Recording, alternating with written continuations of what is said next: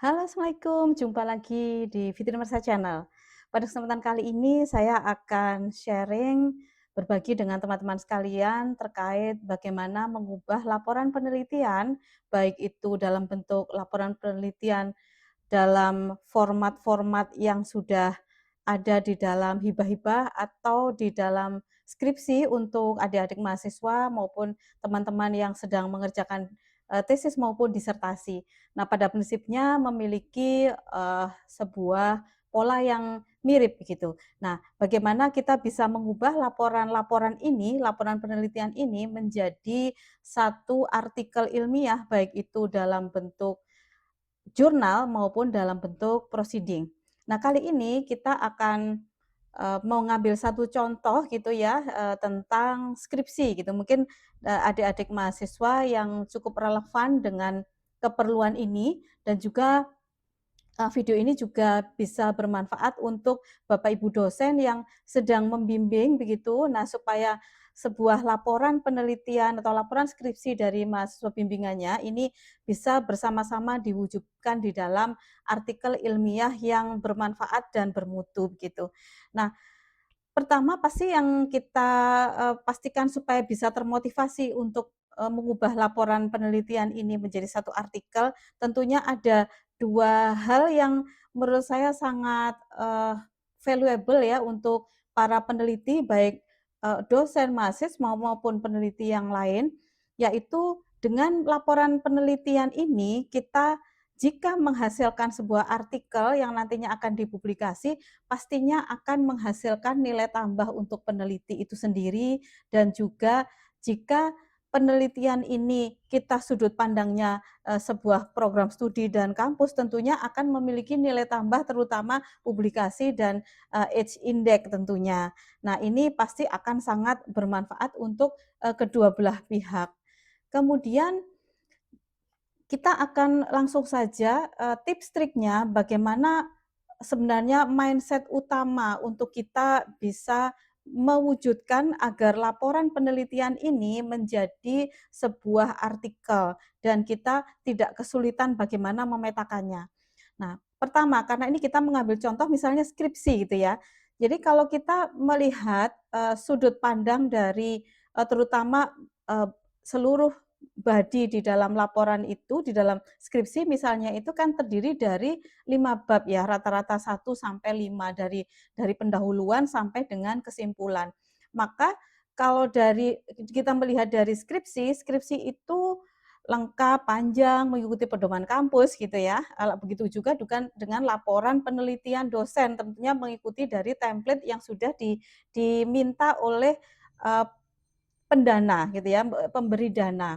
Nah, kemudian, bagaimana dari, skripsi itu perbedaannya dengan artikel. Nah, kalau artikel ini fokus, padat, dan berbasis kontribusi. Jadi PR kita adalah bagaimana skripsi atau laporan penelitian dengan selengkap dan sepanjang itu yang biasanya berisi deskripsi dari aktivitas, penelitian itu menjadi satu karya yang mana karya ini fokus, padat, dan berbasis kontribusi. Nah, yang paling utama ini adalah bagaimana agar artikel ini kita bisa memastikan ada kontribusinya dan tentunya setelah artikel itu jadi, maka yang dibutuhkan artikel itu kita submit ke sebuah, sebuah jurnal begitu ya. Nah, untuk itu, kita juga harus memikirkan bahwa artikel ini nanti akan disubmit kemana, supaya kita ketika mau menyusun itu kita sudah pasti secara templating itu seperti apa dan aturannya bagaimana. Berarti sebaiknya memang sebelum artikel itu dibuat, kita sudah ada ancang-ancang dulu bahwa artikel nanti itu akan disubmit kemana. Mungkin ke jurnal A, B, C, D, apakah ke skup yang mana dan bagaimana revisinya. Nah, ini juga perlu dipikirkan. Nah, intinya kunci praktis, di dalam mindset mengubah sebuah laporan penelitian menjadi artikel ilmiah itu adalah kita memilih satu pesan ilmiah yang kuat. Jadi bagaimana, skripsi ini kita bisa membangkitkan satu pesan ilmiah yang kuat. Nah, bagaimana pesan satu ilmiah yang kuat ini? Apa yang dimaksud? Pastikan kita bisa merumuskan masalahnya apa, solusinya apa, hasilnya apa, dan kontribusinya apa. Nah, itulah yang dimaksud kita harus bisa mendeskripsikan pesan ilmiah yang kuat untuk menjadikan sebuah skripsi itu atau sebuah laporan penelitian itu menjadi sebuah artikel ilmiah. Nah, kemudian setelah kita sudah memahami, sudah menemukan dari pesan ilmiahnya ini, maka kita perlu tahu perbedaannya antara laporan penelitian, misalnya dalam hal ini skripsi, dengan artikel ilmiah. Nah, kalau kita bisa membedakan, misalnya di sini saya bedakan dalam 5 aspek begitu ya. Dalam 5 aspek perbedaannya antara skripsi dengan artikel penelitian. Nah, tentunya kalau laporan penelitian, misalnya skripsi, ini secara tujuan dia memenuhi pedoman akademik, kemudian panjangnya lengkap dan rinci, kemudian terdiri dari 5 bab, umumnya 5 bab begitu ya, atau mungkin kalau tesis maupun disertasi terkadang ada yang 6 bab, ada juga disertasi yang menyesuaikan dengan kontribusinya, bahkan ada yang lebih dari 6 bab. Nah, yang tapi pastinya overall itu memiliki karakteristik yang sama. Nah, kemudian dari hasil gitu ya, kalau laporan penelitian itu ciri-cirinya banyak dan detail gitu ya. Kemudian bahasanya naratif. Nah, ini yang penting gitu. Nah, sekarang dari sudut pandang laporan seperti ini dengan yang sudah kita susun sedemikian rupa dan lengkap, kita harus berubah mindset, kita harus mengubah menjadi artikel ilmiah. Apakah apakah eh, untuk artikel ilmiah ini meresum dari apa yang sudah dibuat di dalam skripsi? Sebenarnya tidak. Jadi yang sering salah kaprah dan menyebabkan artikel ilmiah yang dihasilkan dari skripsi maupun laporan penelitian seringnya kena reject gitu ya, kena reject karena kurang berubah mindset dari pengubahan dari laporan menjadi artikel ilmiah. Nah, sekarang mari kita ulas satu persatu mindset-nya sesuai dengan aspek yang sudah saya bagi menjadi 5 ini. Nah, sekarang secara tujuan. Nah, tujuan kalau untuk skripsi jelas memenuhi pedoman akademik. Nah, kalau untuk artikel ilmiah, apa sih sebenarnya tujuannya ini? Ya, tujuannya adalah kita ingin mengkomunikasikan kontribusi ilmiah. Jadi tujuan dari kita membuat artikel ilmiah ini adalah kita ingin mengkomunikasikan kontribusi yang sudah kita hasilkan di dalam penelitian itu, begitu. Kalau di dalam skripsi kan kita lengkap secara naratif, kita melaporkan aktivitasnya, begitu. Nah, artikel ini kita melaporkan kontribusinya di dalam riset yang sudah kita lakukan itu apa. Nah, ini sebenarnya tujuan utamanya adalah di sini. Nah, maka berangkat dari tujuan ini, maka dalam artikel ilmiah kan ada aturannya ya. Nah, aturannya salah satunya adalah artikel ilmiah itu ciri-cirinya tidak panjang gitu. Jadi karena ini tidak panjang, maka kita punya PR dari laporan lengkap itu bagaimana kita bisa melaporkan kontribusi ilmiah ini yang bersumber dari laporan ini menjadi padat, fokus, dan selektif. Nah, apakah semua eksperimen atau hasil eksperimen yang dilakukan itu harus ditampilkan di dalam artikel ilmiah? Nah, ini yang seringkali salah kaprah. Jadi ketika sebuah riset sudah kita lakukan, eksperimen sudah kita lakukan, itu kita akan menghasilkan hasil-hasil eksperimen. Maka kalau di dalam laporan kita tampilkan semuanya, tapi kalau di dalam artikel kita menampilkan sesuai dengan kontribusi yang ingin kita tekankan di dalam publikasi ini gitu. Jadi kita harus saring gitu. Nah, kemudian dari struktur. Nah, struktur kalau di dalam laporan lengkap ya, bab 1 sampai bab 5 atau bahkan lebih. Nah, kalau di dalam artikel ini strukturnya adalah IMRAD. IMRAD ini Introduction, Method, Result, and Discussion. Jadi kita fokusnya di sini, bagaimana kita menyajikan narasi di dalam artikel ilmiah itu dengan konsep ini, introduction, pendahuluan, metode, result, hasil, dan discussion. Nah, tentunya dalam artikel ilmiah kan ada kelengkapannya ya, ada abstrak, kemudian ada conclusion gitu ya. Bahkan di dalam artikel ilmiah untuk beberapa publisher tertentu masih memberlakukan literature review atau mungkin related works. Nah, ini opsional saja, ini sesuai dengan apa yang menjadi tuntutan dalam template-nya. Tapi tentunya tidak akan kesulitan kalau kita sudah punya sumbernya, karena kita sudah punya sumbernya di dalam laporan ini gitu. Tapi konsep IMRAD ini yang mendasari dalam penulisan artikel ilmiah. Nah, kemudian hasilnya. Nah, bagaimana fokusnya, perbedaannya kita menyajikan dalam laporan penelitian dan di dalam artikel. Nah, kalau hasil seperti yang saya sampaikan tadi, hasil di dalam laporan itu kita menyampaikan secara detail. Detail dari apa yang sudah dihasilkan secara terurut berdasarkan urutan metode yang sudah kita bangun. Nah, kalau di dalam artikel ilmiah hasilnya adalah kita menyampaikan temuan utama. Nah, jadi kalau temuan utama berarti bagaimana kita menskenariokan tulisan dan juga penyajian gambar, tabel, angka, grafik, dan seterusnya, itu menyesuaikan dengan temuan yang akan menjawab dari kontribusi yang sudah kita eh, kita mantapkan ya di dalam sebuah artikel ilmiah ini. Kemudian bahasa. Nah, ini yang penting teman-teman. Jadi kalau kita sudah menggunakan atau kita sudah memutuskan untuk menulis artikel ilmiah, sementara kita sebelumnya mindsetnya adalah laporan, penelitian gitu ya, maka kita harus berubah mindset dari yang awalnya kita membahasakan secara naratif, menjelaskan ya, naratif, deskriptif, dan seterusnya. Nah, kita menjelaskan secara argumentatif dan berbasis bukti gitu. Jadi ini biasanya yang menjadi cukup menantang bagaimana kita berubah mindset dari kita biasanya menjelaskan secara naratif, kemudian kita harus beralih menyajikan secara argumentatif dan berbasis bukti.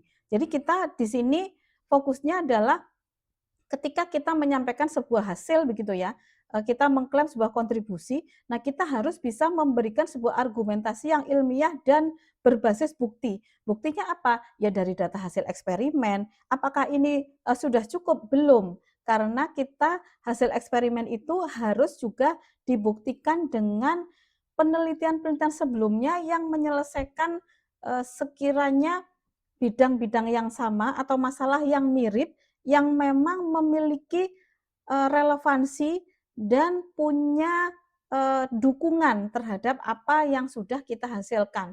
Suatu contoh misalnya penelitian sebelumnya memiliki akurasi yang di bawah 70, sementara yang sudah kita hasilkan dari eksperimen memiliki akurasi lebih dari 70. Nah, ini kita harus bisa memberikan argumen bahwa kontribusi ini, hasil riset ini memiliki kebaruan dengan peningkatan akurasi. Misalnya seperti itu, teman-teman. Nah, sekarang untuk membantu agar laporan penelitian itu kita bisa lebih mudah dalam mengubahnya menjadi artikel ilmiah, maka akan lebih baik kita menggunakan roadmap konversi ya. Jadi kita menggunakan roadmap konversi misalnya dari skripsi ke artikel atau dari laporan penelitian ke artikel dan yang lainnya. Nah, ini ada step-step bagaimana kita membangun roadmap agar kita bisa terstruktur menyelesaikan ini. Jadi yang pertama kita melakukan audit dulu. Jadi kita baca dulu, kita pahami benar-benar kita mengaudit skripsi ini atau laporan penelitian ini mana yang berpotensi untuk kita angkat menjadi satu topik penelitian satu topik artikel. Nah, setelah itu kalau kita sudah merumuskan, oh topiknya misalnya tentang, intervensi kesehatan mental atau, yang nanti kontribusinya adalah, kebaruan dari sistem informasi yang berbasis intelijen, misalnya seperti itu, intelijen sistem misalnya. Setelah itu langkah kedua adalah kita mencari jurnalnya, kita memilih jurnal yang sesuai dengan skop dari kontribusi kita ini, gitu. Jadi kita pilih dulu jurnalnya, apa keuntungannya jika kita memilih jurnalnya dulu. Kalau kita sudah pilih jurnal, kita akan tahu seluk-beluk jurnal ini kemungkinan punya potensi, berapa persen untuk diterima, apakah skupnya ini, cocok atau tidak, kemudian apakah nanti jurnalnya ini nanti, apa ya, sekiranya memiliki, eee integritas yang baik begitu ya. Nah, ini juga sangat penting. Nah, maka dan keuntungannya lagi kalau kita memilih jurnal, maka kita sudah tahu template-nya itu nanti seperti apa. Sehingga nanti ketika kita menyusun, kita tinggal menyesuaikan dari template dari jurnal tersebut. Nah, yang ketiga adalah kita baru merancang artikelnya. Nah, ini masih rancangan ya, masih outline-nya dulu.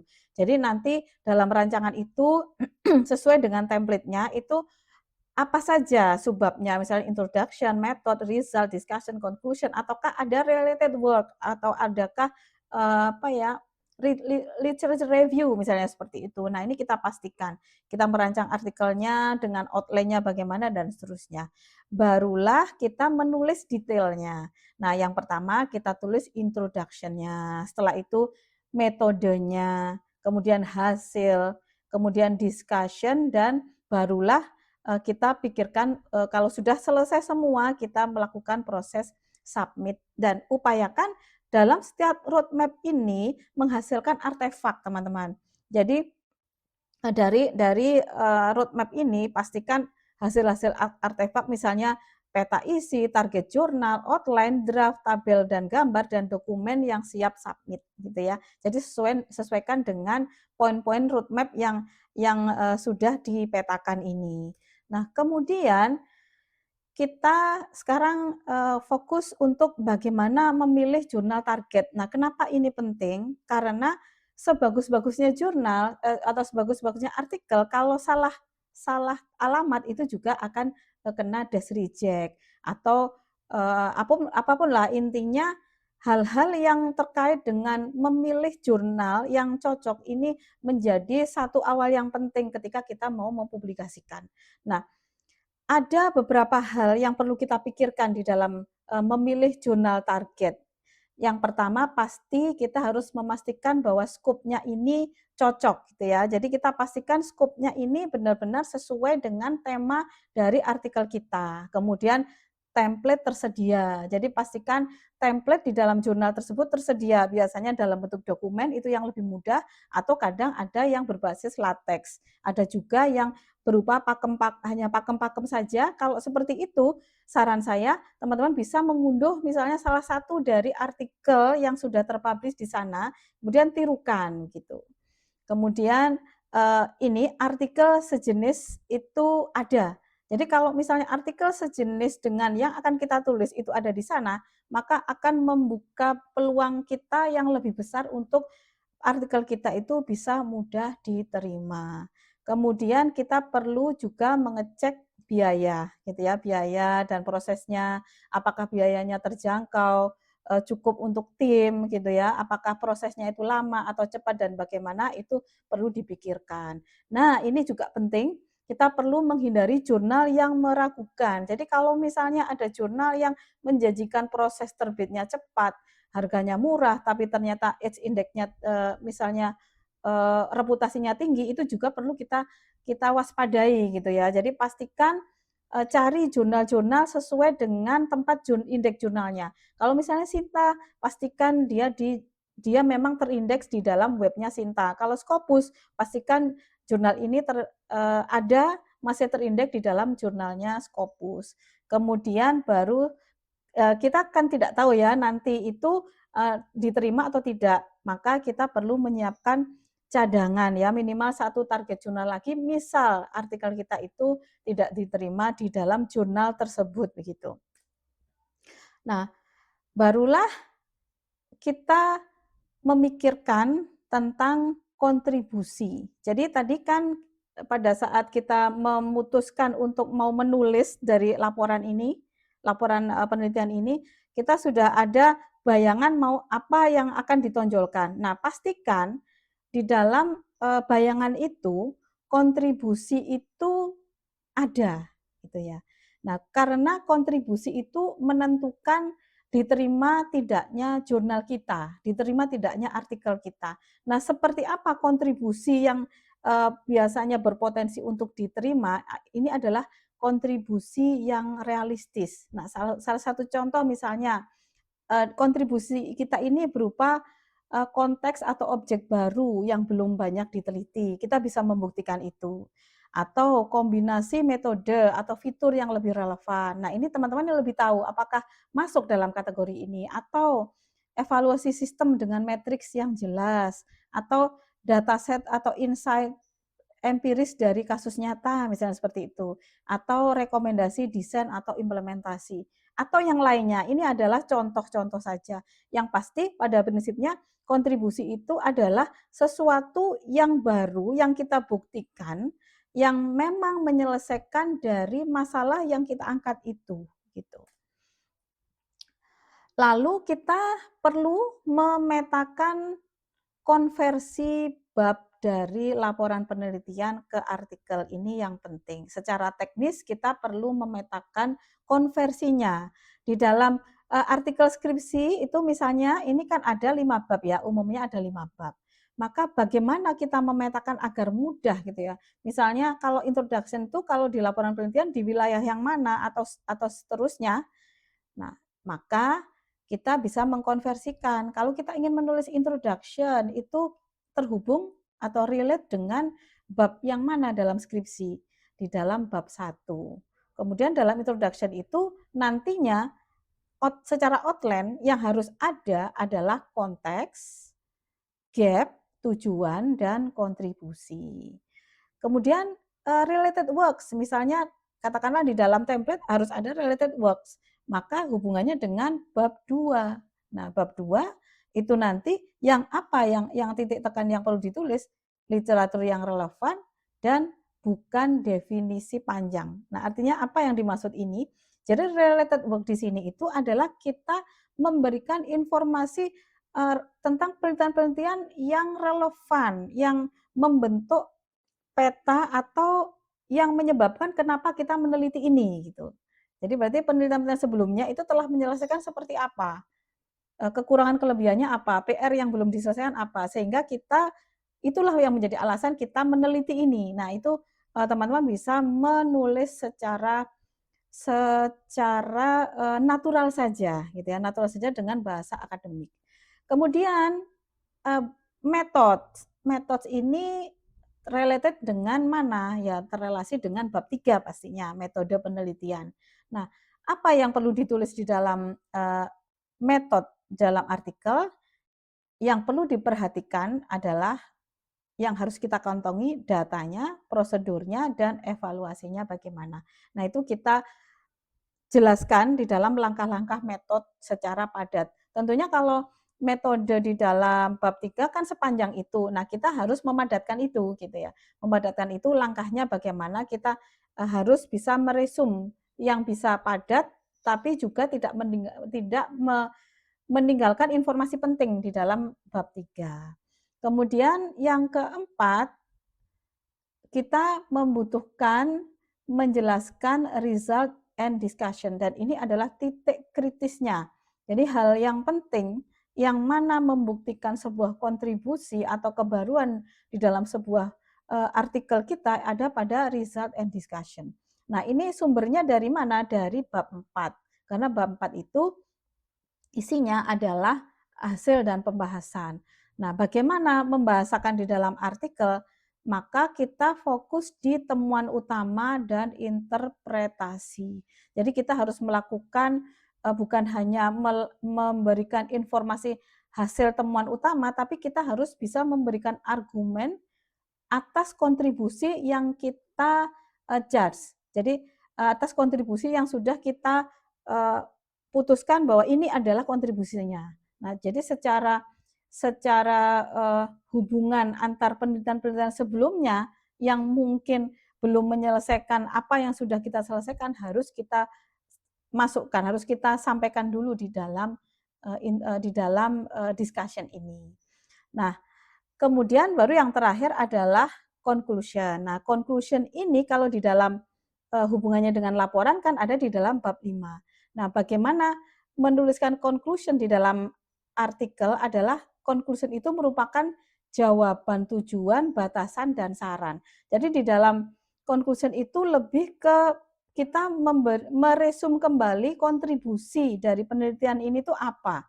Nah, kemudian kita juga memberikan future works. Jadi apa yang belum kita selesaikan yang masih menjadi PR di dalam penelitian ini. Nah, itu kita sampaikan sebagai saran yang nantinya akan bisa ditangkap oleh peneliti berikutnya. Sehingga peneliti berikutnya akan memiliki satu petunjuk dari penelitian kita untuk menyelesaikan atau meneruskan dari riset kita itu. Nah, tentunya ini punya keuntungan, kita artikel kita tentunya akan disitasi gitu ya. Terus kita secara ilmu itu bisa memberikan petunjuk ini yang belum diselesaikan gitu.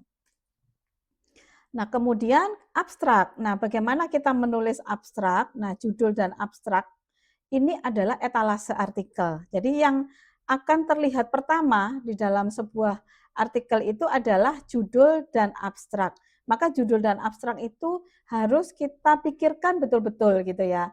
Nah, bagaimana judul yang baik itu gitu ya, judul yang baik itu spesifik gitu ya pada objek dan metode, tidak terlalu panjang, menunjukkan kontribusi atau konteks dan menghindari klaim yang berlebihan. Ini yang penting, teman-teman. Jadi kita ya sesuai, ada konsisten saja dengan apa yang kita temukan. Nah, ini harus kita pikirkan. Nah, baru yang ketiga, yang berikutnya adalah abstrak. Nah, abstrak yang baik itu masalah kita dalam abstrak itu muncul narasi masalah dan tujuan, metode dan data objeknya juga dijelaskan, hasil utama secara kuantitatif atau kualitatif itu dijelaskan, dan kontribusi atau implikasinya juga disampaikan gitu.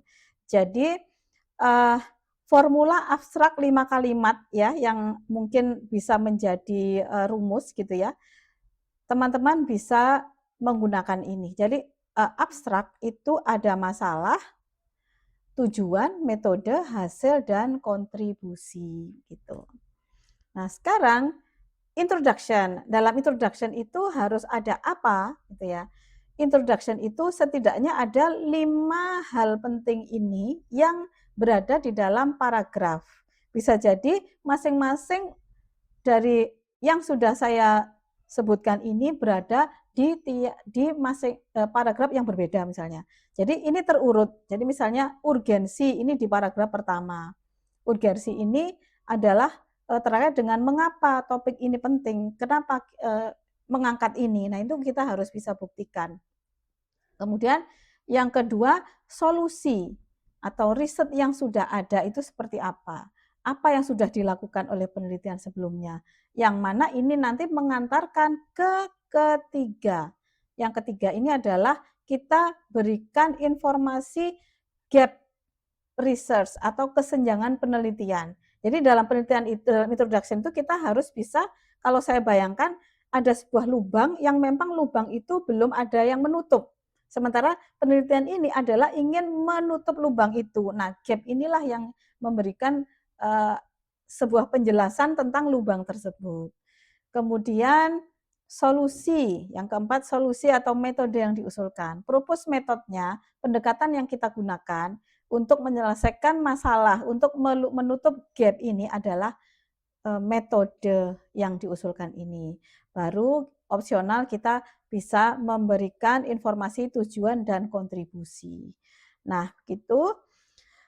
Lalu kita pikirkan metode. Nah, di dalam bab laporan bab 3 itu kan sudah ada metode secara lengkap. Nah, kemudian metode seperti apa yang bagus dalam artikel adalah metode yang replikatif. Jadi, seperti apa sih metode yang replikatif itu? adalah metode jika pembaca itu membaca, itu mereka jika sebidang itu bisa melanjutkan, artinya tahu skenario step by step-nya, sehingga mereka bisa melanjutkan, bisa direplikasi oleh orang lain, yang tujuannya untuk melanjutkan research-nya, gitu. Nah, maka, agar metode ini, replikatif, kita harus jelas data objeknya, kemudian prosedurnya, tekniknya, evaluasinya, itu harus jelas. Data sumbernya, jumlah, karakteristik, dan lainnya harus harus jelas. Prosedurnya, alur penelitian dari awal sampai evaluasi harus jelas. Kemudian secara teknis, algoritma, instrumen, framework, tools, dan yang lainnya harus jelas. Evaluasinya juga harus jelas, matriksnya menggunakan apa misalnya, skenario ujinya apa, misalnya kalau menggunakan responden, respondennya bagaimana, baseline-nya bagaimana, nah seperti itu. Satu contoh misalnya kalau di dalam, skripsi, kita kan memberikan informasi secara teknis gitu ya. Jadi misalnya kalau di dalam, keilmuan informatika, kita membangun satu sistem yang mana di situ melibatkan coding gitu ya, menggunakan PHP atau MySQL gitu.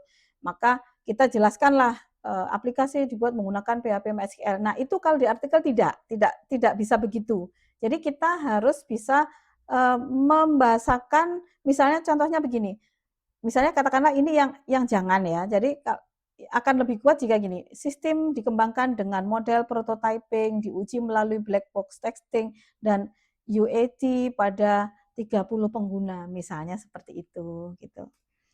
Nah, kemudian result and discussion. Nah, sekarang apa bedanya gitu ya, result and discussion. Di dalam artikel kan harus ada result dan harus ada, discussion. Result itu bukanlah discussion. Nah, ini yang sering salah kaprah kalau untuk yang pemula ya, terutama bagi adik-adik mahasiswa yang pemula masih memulai untuk menulis artikel gitu ya. Jadi dikira result itu ya, ya sudah gitu ya. Padahal kalau di dalam penjelasan, kalau di dalam artikel ilmiah, result belum cukup, harus ada discussion. Jadi result-nya ini, dalam result kita jelaskan intinya apa hasilnya gitu ya. Entah dalam tabel, angka, screenshot relevan, temuan utama, dan seterusnya. Result-nya kita sampaikan, ya kita narasikan pastinya ya. Barulah discussion-nya ini hubungannya nanti bagaimana. Discussion ini adalah kita memberikan arti dari hasil ini, interpretasinya itu apa. Kalau misalnya kita bandingkan, kita memastikan bahwa ini adalah sebuah sebuah kebaruan atau kontribusi, kita harus bisa membandingkan studinya, membandingkan dengan penelitian sebelumnya. Ini termasuk bagus nggak sih? Gitu misalnya, oh kita menghasilkan akurasi segini, apakah akurasi ini dianggap tinggi? Kan harus ada pembandingnya. Nah ini dalam discussion kita harus bisa memunculkan ini. Implikasinya, nah implikasinya atau dampaknya dari riset ini itu apa? Ini harus kita jelaskan. Dan jangan lupa keterbatasannya. Pasti di dalam penelitian itu ada keterbatasan. Nah, kita harus bisa menjelaskan keterbatasan itu sehingga itu nanti bisa menjadi saran atau future works baik untuk peneliti yang lain atau kita sendiri. Misalnya kita akan melakukan penelitian di kemudian hari yang berhubungan dengan penelitian itu, maka keterbatasan itu menjadi saran bahkan menjadi satu petunjuk research gap untuk penelitian berikutnya. Nah, satu quote ini ya bahwa artikel kuat bukan hanya menampilkan hasil, tapi menunjukkan mengapa hasil itu penting gitu ya.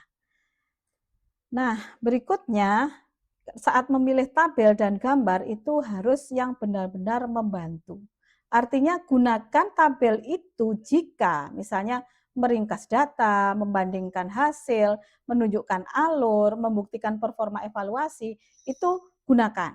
Jika tidak, misalnya hindari jika hanya screenshot analisis antar muka, kemudian tabel terlalu panjang, gambar buram atau tidak dirujuk, angka tidak sesuai, ini dihindari.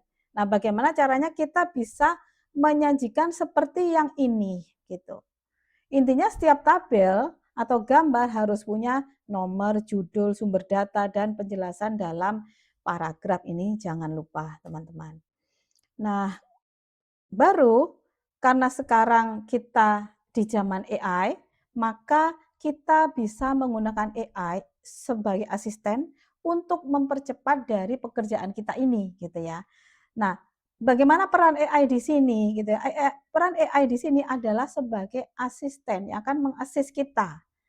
Jadi, karena asisten, ada hal-hal yang boleh dibantu, ada hal yang tidak boleh, gitu ya. Yang boleh dibantu, kita melakukan brainstorming outline, kita memastikan apakah, outline kita cocok atau tidak, maka, saran saya gunakanlah AI untuk bisa membantu memastikan dalam improvisasi, kemudian merangkum bagian skripsi, mengecek alur argumentasi, membuat checklist revisi, dan memperbaiki bahasa. Nah, kalau kita sudah memiliki laporan utuh, maka akan mudah untuk bisa menjadikannya sebagai artikel ilmiah. Nah, mana yang tidak boleh gitu ya. Nah, ini red flag-nya.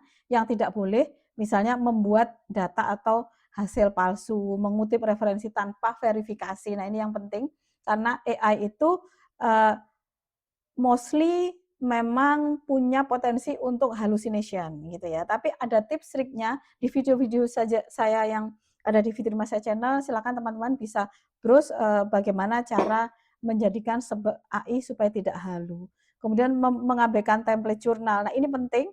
Sebagus-bagusnya jurnal kita itu tidak akan bisa diterima jika template jurnal tidak dipatuhi gitu ya.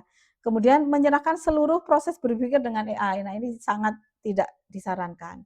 Kemudian menutupi penggunaan AI jika diminta transparansi. Nah, jadi intinya AI itu boleh teman-teman, boleh digunakan sebagai partner penelitian kita. Jadi kalau misalnya katakanlah dalam proses review ternyata ada sanggahan dari reviewer apakah ini berbantuan, sampaikan saja. Karena kenapa kita berani menyampaikan? Ya kita AI kita gunakan sebagai asisten, bukan sebagai apa ya istilahnya sumber utama begitu ya. Nah, intinya ada aturan aman untuk menggunakan AI bahwa semua output AI harus dibaca, diverifikasi, dan disesuaikan dengan data asli dari laporan penelitian itu. Dan terakhir adalah kesalahan umum yang sering terjadi dan perlu kita hindari di dalam menulis atau mengubah sebuah laporan penelitian itu menjadi artikel ilmiah. Yang pertama kita copy paste apa adanya dari laporan penelitian, kemudian tidak ada gap, tidak ada celah atau lubang yang kita bisa sampaikan di dalam skripsi tadi. Kemudian metode hanya menyebut tools gitu ya, hasil hanya screenshot saja, diskusi terlalu pendek, referensi tidak dicek, template jurnal diabaikan, dan similarity tidak diperiksa. Nah, inilah yang menyebabkan kenapa artikel ilmiah itu ada yang gampang diterima, ada yang gampang di-reject.